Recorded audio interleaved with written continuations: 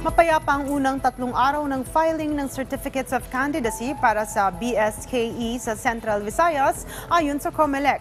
Pumalo sa 40,000 ang naghain ng kandidatura sa rehiyon. May detalye si Jessie Atienza ng PTV Cebu. Rise and shine, Jessie.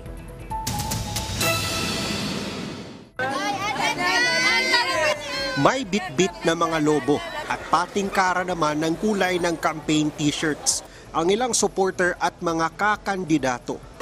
Yan ang mga gimmick na makikita sa labas ng COMELEC office sa Cebu at hindi rin nila alintana ang init ng panahon. Makapag-file lang ng kanilang mga Certificate of Candidacy.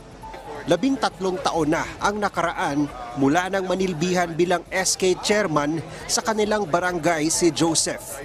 Para sa kanya, ito na ang tamang panahon para maglingkod naman sa kanyang mga kababayan bilang barangay councilor. With the guidance of our Lord, so yeah, I'm very confident, especially with the support of my family and my constituents. Yeah, confident ako. Ang papangako ko is really to give myself 100% and makikita naman talaga nila na I'm very visible lang sa barangay.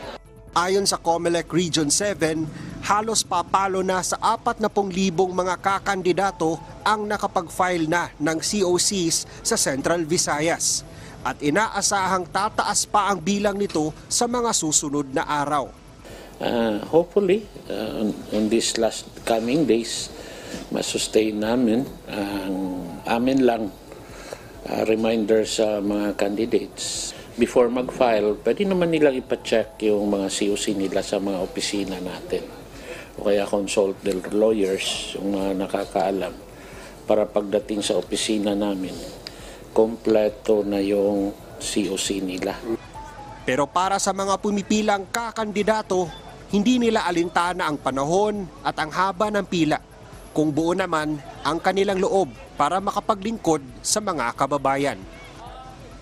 Mula sa PTV Cebu, Jessie Atienza para sa Morning Show ng Bayan, Rise and Shine, Pilipinas.